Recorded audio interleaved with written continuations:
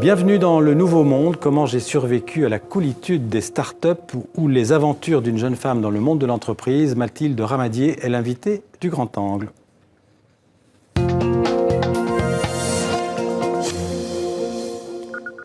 Bonjour Mathilde Ramadier. Bonjour. Alors vous êtes diplômée en art graphique et en philosophie. Vous avez animé une émission sur les musiques électroniques pendant 4 ans sur Radio Campus, mais vous êtes aussi scénariste de bande dessinée sur des sujets très différents, on va le voir, d'une bio d'un DJ, Laurent Garnier, à celle de Jean-Paul Sartre, en passant par l'écologie en Norvège, et puis aussi sur l'histoire d'une jeune femme qui cherche du travail à Berlin. C'est l'album Berlin 2.0. C'est un album en fait prolongé en quelque sorte par ce livre que vous venez de publier, donc qui s'appelle Bienvenue dans le nouveau monde, ou comment j'ai survécu à la coolitude des startups. C'est aux éditions Premier Parallèle. Alors on peut le dire, cette histoire, ce livre plutôt, c'est votre histoire, c'est l'histoire de la jeune génération, baptisée la génération Y en anglais. C'est votre génération. C'est mon histoire, c'est l'histoire de ma génération, même si tout ça est un problème d'époque et que ce que je dévoile en fait dans ce livre, qui est donc la face cachée des startups, concerne beaucoup plus de gens que les 25-30 ans aujourd'hui. Ouais. Alors on les idéalise beaucoup, les startups. C'est la Silicon Valley, ça fait rêver. Mais au final, quand on lit votre livre, on se rend compte que c'est pas si génial que ça. C'est un miroir aux alouettes en fait. C'est vrai qu'on dit beaucoup de bien. On parle surtout des CEO en fait qui réussissent, qui veulent tous être le futur Mark Zuckerberg, et le futur Facebook. Les CEO, c'est les patrons, quoi. Les patrons, les créateurs. pardon. Ouais. Oui, c'est le nouveau voyez, mot. Vous utilisez la novlangue que vous. J'en suis imprégnée, hélas, oui. Ouais. C'est le nouveau mot pour PDG. En fait, c'est le mot anglais, mais dans les startups, on utilise une langue que j'ai nommée novlangue, puisque c'est une langue en fait qui sert beaucoup à manipuler et à enjoliver les choses. Ouais.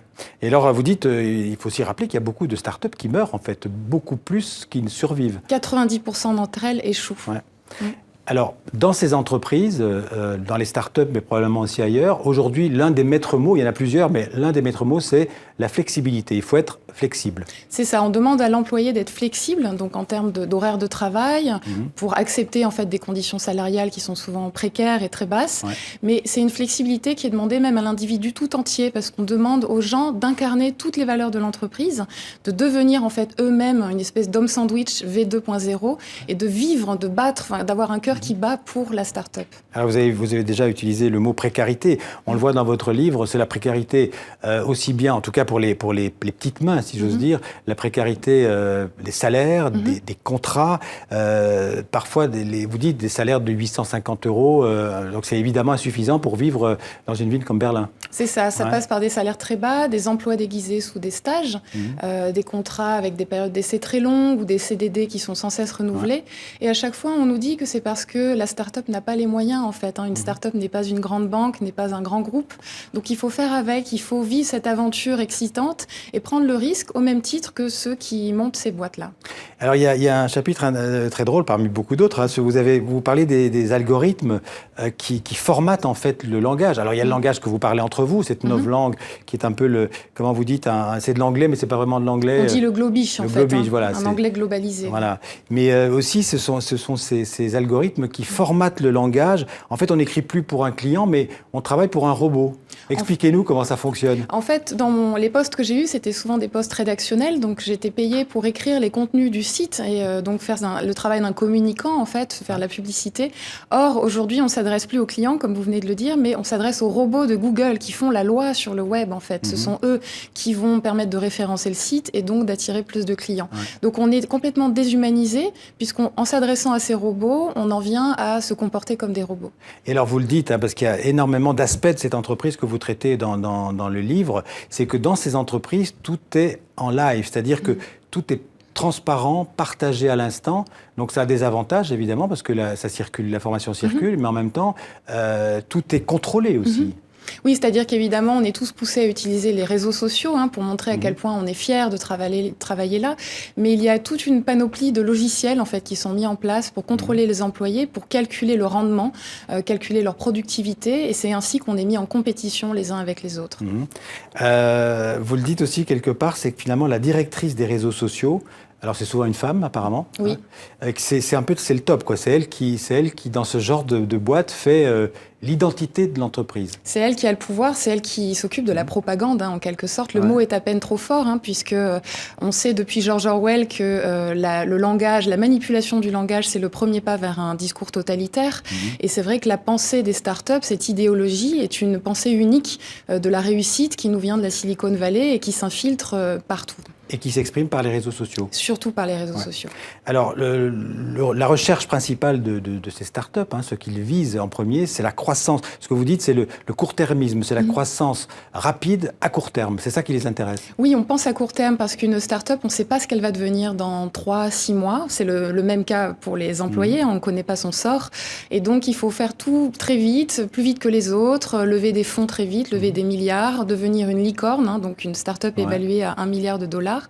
Et c'est ce qui est demandé aux employés aussi, c'est-à-dire que la quantité et la rapidité passent avant la qualité du travail. Ouais. Et ça concerne évidemment surtout les petites mains, parce que les patrons, les CEO, comme vous dites, eux, si ça ne marche pas, ils en créeront une autre. Ils y pensent déjà même avant d'avoir échoué, tout à fait. Alors vous dites aussi qu'aujourd'hui, il y a longtemps que j'ai passé ça, moi, mais c'est que l'entretien d'embauche, ça n'existe pratiquement plus.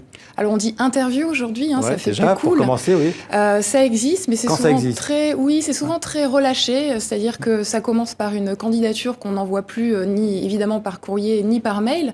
C'est une candidature qui est complètement automatisée sur une plateforme sur laquelle on télécharge notre CV.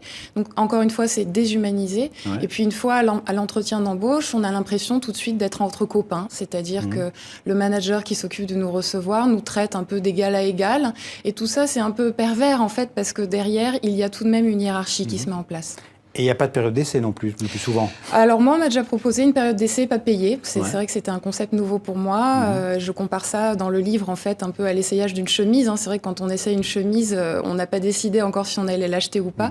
C'est un peu pareil avec le sort des employés. On peut travailler une semaine sans être payé, et puis après, on nous fait un contrat. Alors l'essentiel de votre livre se passe à Berlin. Ce qui se passe à Berlin est valable, j'imagine, dans toutes les startups où qu'elles se trouvent. Absolument. Berlin a été un peu en avance sur Paris, mais c'est un message qui est déjà, une façon de faire qui est déjà généralisée, qui nous vient de la Silicon Valley.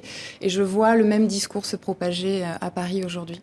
Alors, vous avez fini par démissionner à chaque fois. Alors, vous étiez ce que vous avez appelé en plein bore-out, c'est-à-dire... c'est l'ennui total, c'est ça? Parce qu'en plus, non seulement après tout ce que vous avez décrit, mais en plus on s'ennuie dans ce genre de boîte. Oui, c'est ça, c'est qu'on a vraiment rien, on ne récolte aucun avantage, en tant que petite main en tout cas. Et donc oui, le bore-out, c'est l'inverse du burn-out. C'est-à-dire qu'au lieu d'être débordé de travail jusqu'à ne plus dormir, être complètement stressé, on s'ennuie tellement au travail qu'on a des conséquences psychologiques aussi qui sont très graves. Perte de confiance en soi, on se sent dévalorisé. Ça peut être très dramatique et j'ai vu des gens faire des dépressions autour de moi. Alors, on a aussi l'impression en lisant votre livre qu'on retombe aussi un peu en enfance dans ce genre de boîte parce qu'on s'occupe... Alors, on s'occupe de vous avec des bonbons, parfois des bonbons à volonté. Alors il y a aussi la consommation d'alcool, qui est peut-être pas encouragée dans la boîte, mais à l'extérieur de la boîte. C'est-à-dire qu'il y a des clubs auxquels on est prié de devenir membre, de s'inscrire. Tout ça, vous l'avez vécu, ça? Je l'ai vécu quasiment à chaque fois. C'est vrai que la start-up en fait devient une sorte de mère nourricière. Ça, c'est un modèle qui nous vient de Google en fait, qui nourrit ses employés gratuitement. Donc on a toujours des bonbons à disposition à la cuisine, un frigo plein, des repas gratuits. Et ce que vous appelez le contrôle par l'estomac. C'est ce que j'appelle le contrôle par l'estomac, oui. Et on a aussi de l'alcool, en fait. On est poussé à consommer de l'alcool de façon un peu plus pernicieuse. Il y a souvent des apéros qui sont organisés, qui sont jamais obligatoires. Mais évidemment, si on ne s'y pointe pas, c'est pas très bien vu. Mais finalement, ça donne l'impression de n'être que négatif, cette expérience ou ces expériences que vous avez traversées dans les startups. Il y a quand même des points positifs que... Oui, il y en a sans doute. Je ne les ai pas croisés. C'est vrai qu'on entend beaucoup dans les médias que les startups, c'est la voie de l'avenir, que ça change le monde du travail. Moi, ce que je veux montrer avec ce livre, c'est qu'il faut voir ce qui se passe derrière et que les petites mains, en l'occurrence, ne profitent pas de leur part du gâteau. C'est vrai que les côtés positifs, on peut dire, c'est que ce sont des entreprises quand même très jeunes, très dynamiques. Il y a beaucoup d'innovation. Parfois, moi, c'est vrai que les entreprises où j'étais n'inventaient rien. En tout cas, elles se calquaient sur un modèle déjà existant. Mais voilà, je pense que les vraies startups très intéressantes et qui s'occupent bien de leurs employés sont, hélas, très rares. Ouais. Comme on le disait en début d'entretien, c'est un peu le fantasme de la Silicon Valley, c'est ça, c'est cette image de l'entreprise performante, moderne, auquel, si on veut être dans le coup, il faut y être. C'est le nouveau rêve américain, en fait, qui est venu pour nous sauver de la crise et de notre ennui.